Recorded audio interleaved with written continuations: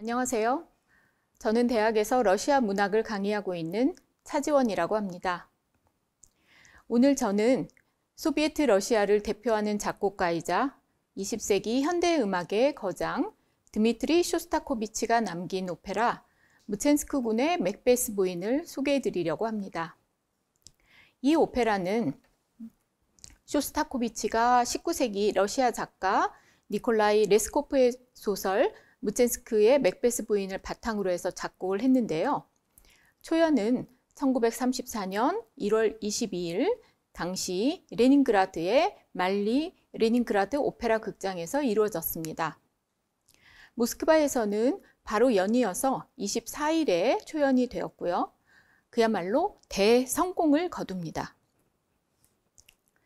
레닌그라드에서 1년 동안 약 50회 이상 이 오페라가 공연이 되었고, 이후 두 차례의 시즌 동안 레닌그라드와 모스크바 양쪽에서 200회가 넘게 공연되었다고 하니까 이 작품의 인기는 충분히 짐작이 됩니다.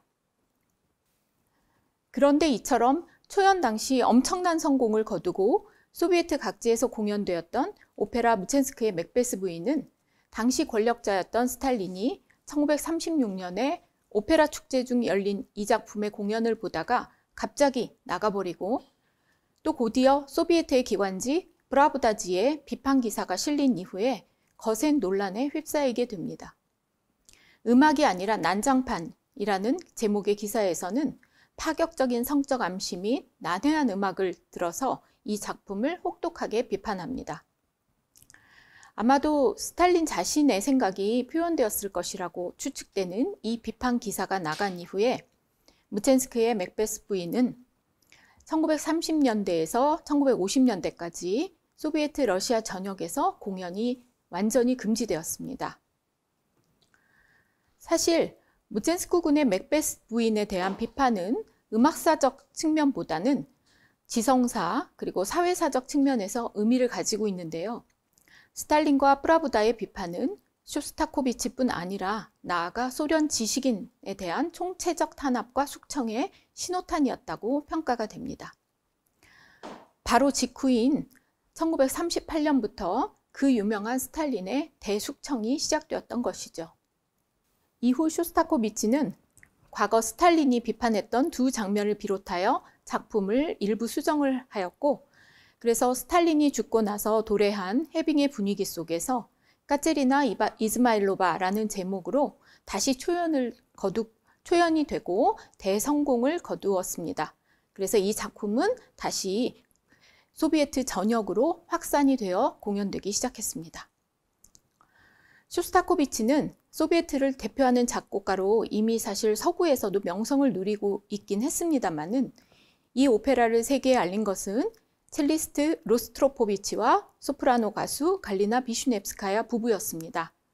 이들은 쇼스타코비치의 절친한 벗이기도 했는데요.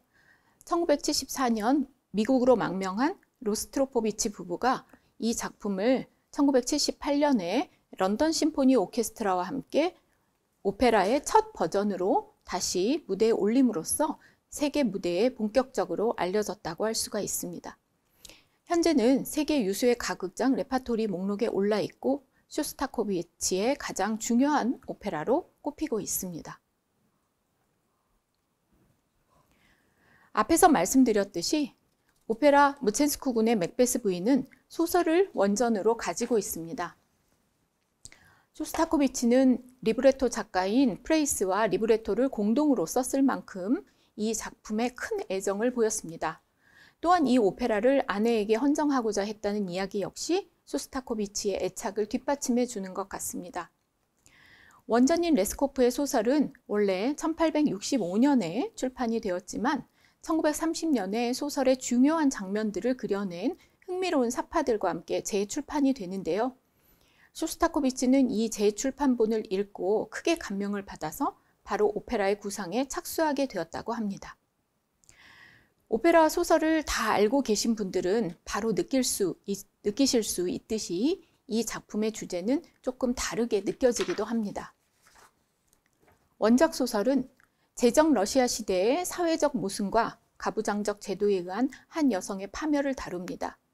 물론 이 작품은 19세기 중후반 러시아 상인 계층의 속물성과 비인간성을 암시하기도 하지만 주로 여주인공 카테리나의 성적 일탈과 이어지는 범죄 행각에 초점이 맞추어지고 있습니다. 간결하고 절제된 스타일로 유명한 단편소설 작가 체호프가 자신의 스승이라고 지적했을 만큼 이 소설가 레스코프는 압축적이고 냉정한 객관적인 기술로 어린 나이에 속물적인 상인 집안에 시집와서 성적으로 무능한 남편과 가부장적인 시부에 의해 억압된 삶을 살다가 맹목적이고 눈먼 사랑에 빠져서 도덕적으로 타락하고 불륜, 연쇄살인, 자살 등으로 이어지면서 파국에 이르는 한 촌부의 이야기를 그려냈습니다. 한마디로 소설에서 여주인공 까테리나는 범죄자입니다. 성적으로 타락한 무지한 촌부로서 엄청난 범죄를 저지르게 됩니다. 하지만 쇼스타코비치는 카테리나에게서 완전히 다른 면을 발견해냅니다. 그것은 자유롭고 열정적인 새로운 시대의 여성의 모습이며 사회적 모순과 가부장적 억압에 저항하며 자신의 의지대로 삶을 살아가려 하는 그런 해방을 갈망하는 여성의 모습이었습니다.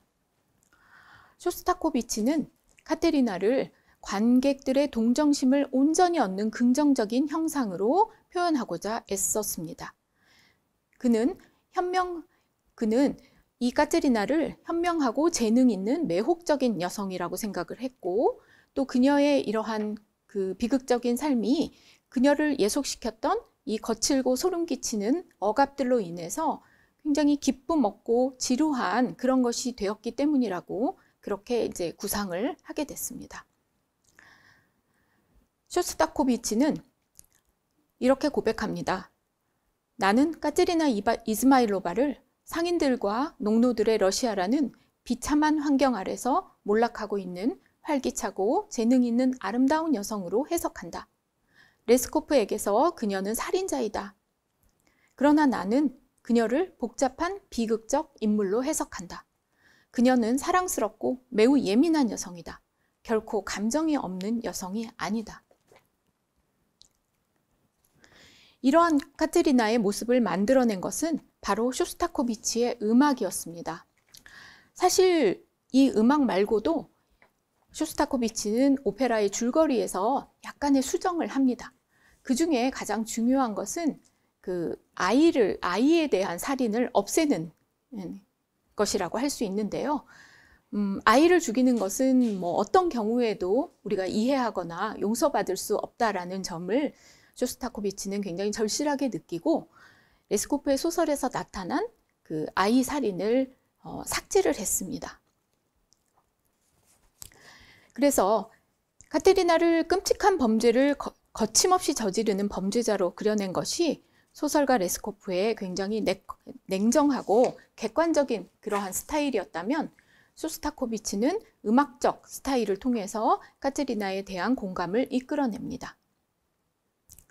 무능한 남편과 가부장적인 시아버지 등 그녀를 억압하는 주위 인물들은 불협화음과 희화적인 선율, 즉 풍자적 스타일을 통해서 그려내고, 카테리나에게는 서정적이고 열정적인 아리아, 내면의 고백을 이끌어내는 격정적인 선율을 부여함으로써 이러한 서정적 스타일로서 그녀의 고통에 대한 공감을 이끌어내었던 것입니다.